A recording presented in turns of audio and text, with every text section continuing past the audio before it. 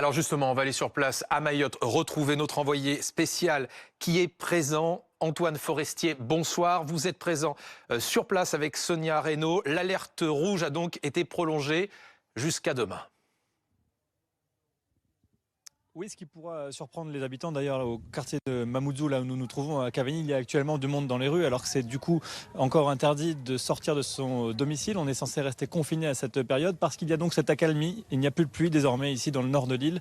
On ressent un léger vent mais rien à voir avec ce qu'on a pu connaître en début de journée. Mais le préfet le disait tout à l'heure, il est possible qu'il y ait de nouveau du vent fort avec des rafales à 80 km/h demain, de nouveau des pluies, même si ce système dépressionnaire est en train de s'éloigner de Mayotte. Et comme c'est un territoire qui a été fragilisé par le cyclone Chido il y a maintenant un mois, par cette tempête tropicale qui est passée ce week-end, eh bien il ne veut prendre aucun risque parce que c'est vrai qu'à notre arrivée ici à Mamoudzou, on a bien vu de nombreuses maisons, de nombreux appartements avec des toits encore fissurés, avec des tôles encore arrachées qui ont été rafistolées avec des bâches avant que cette tempête n'arrive. Et forcément, s'il y a de nouvelles pluies, cela pourrait occasionner des dégâts. La bonne nouvelle, c'est que pour le moment, le bilan humain, il n'existe pas puisqu'il n'y a pas de victimes à proprement parler, nous disait le préfet tout à l'heure. On est également allé voir les pompiers de Mamoudzou qui n'avaient pas d'intervention particulière à signaler. Ça, c'est une bonne nouvelle. Cette tempête tropicale était beaucoup moins forte que ce que l'on a pu connaître il y a un mois ici.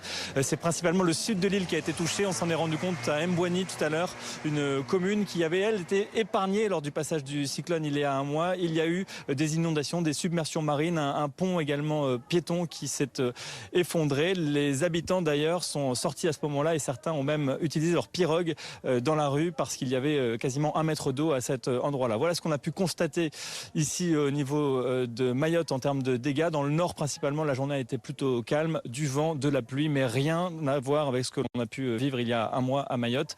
Mayotte qui reste donc en alerte rouge ce soir. Demain également, une bonne partie de la journée, il faut rester confiné chez soi. La circulation reste interdite et surtout l'activité économique reste à l'arrêt. Les entreprises, les restaurants, les bars, tout est encore fermé pour une journée supplémentaire. Les supermarchés également. Et puis l'aéroport, il reste fermé sur petite terre. Pas de vol prévu pour le moment jusqu'à la levée de cette alerte.